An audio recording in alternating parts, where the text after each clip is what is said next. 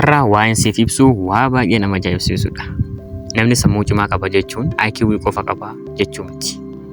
Dhugumaan dandeettiin sammuu namaa gosa afur qaba. Isaanis IQ, EQ, SQ fi EQ'dha. Yoo ati dandeettii kana sirriitti qabaatte yookaan ammoo sirriitti hubatte jireenya kee jijjiiruu dandeessa. Tokkoon isaadhaa siif haa ibsu. IQ jechuun intelligence quotientidha.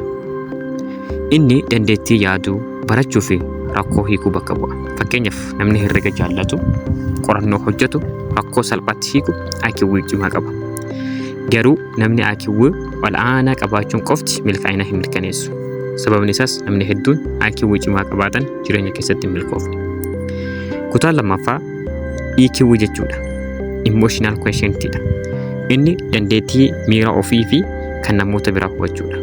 Namni EQ cimaa qabu aarii of to'ata, namoota waliin walii galaa, rakkoo mari'achuudhaan fura. Namni hojii fi maatii keessatti milkaa'e baay'inaan EQ cimaa qaba. Kutaa sadaffaan SQ. SQ jechuun spiritual quotient jechuudha. Inni dandeettii jireenya hiika qabuun jiraachuudha. Namni SQ cimaa qabu kaayyoo jireenyaa qaba, waan gaarii fi hamaa adda baafata, amantii isaa irratti dhaabbata yookaan amantii isaa irratti cimaadha jechuudha. SQ'n nama tasgabbaa'aa, obsaa fi abdii qabaatu si taasisa. Kutaa afuraffaan EQ. EQ jechuun adversity quotient. Inni dandeettii rakkina dandamachuudha.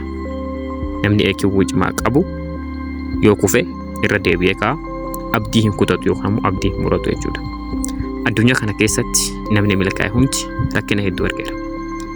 Milkaa'ina dhugaa argachuudhaaf IQ qofa osoo hin taane EQ, SQ fi EQ walitti makuu qabna. Arfan isaatu jechuudha.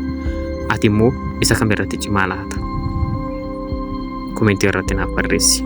Viidiyoo kana yoo jaallatte like godhi, akkasuma immoo share, chaanaalii qofa immoo haaraa yoo taate subscribe godhi.